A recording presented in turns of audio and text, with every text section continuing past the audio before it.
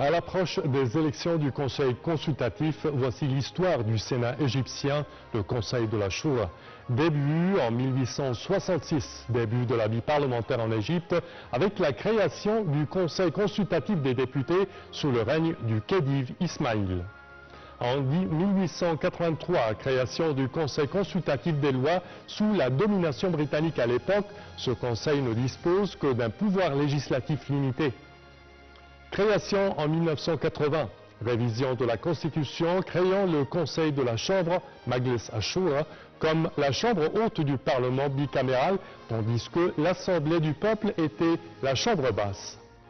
Concernant la structure et le pouvoir, le Conseil compte 264 membres, un tiers nommé par le président de la République et les 2 tiers restant élus au suffrage universel direct.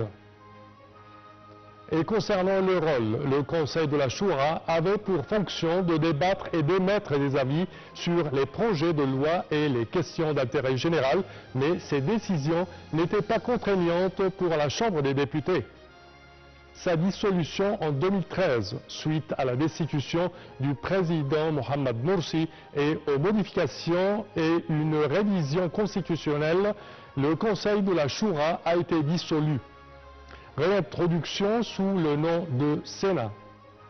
En 2019, suite à des amendements constitutionnels approuvés par référendum, reconstitution de la Chambre haute du Parlement bicaméral, mais sous le nom de Sénat.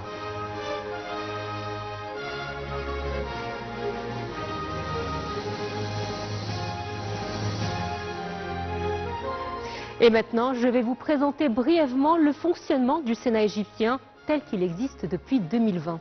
Alors le Sénat est composé de 300 membres, répartis de la manière suivante. 100 membres sont élus au scrutin uninominal, 100 sont élus à titre individuel et 100 sont nommés par le président de la République. Son rôle est consultatif. Cela signifie qu'il n'a pas de pouvoir législatif, mais qu'il donne un avis sur les projets de loi, les réformes constitutionnelles, les traités internationaux et les grands plans nationaux. Le Sénat fonctionne à travers plusieurs commissions spécialisées, notamment la Commission des droits de l'homme, celle de l'éducation et de la recherche scientifique, la solidarité sociale, les affaires constitutionnelles et législatives et les affaires économiques et financières. Il se veut également un lieu de représentation inclusive. Pour garantir la diversité, des quotas sont prévus pour les jeunes, les femmes, les chrétiens, les personnes en situation de handicap, les Égyptiens de l'étranger, ainsi que les ouvriers et les agriculteurs. Le Sénat assume plusieurs responsabilités. Premièrement, il examine les lois votées par la Chambre des représentants et étudie des amendements constitutionnels. Deuxièmement, il donne son avis sur les plans nationaux de développement à long terme. Troisièmement, il étudie les accords et les traités internationaux avant leur ratification.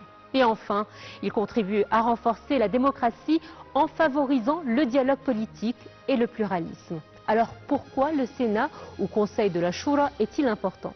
Eh bien parce qu'il renforce le pluralisme politique, parce qu'il apporte l'avis d'experts à la prise de décision et parce qu'il s'inscrit dans une logique bicamérale comme dans beaucoup d'autres démocraties.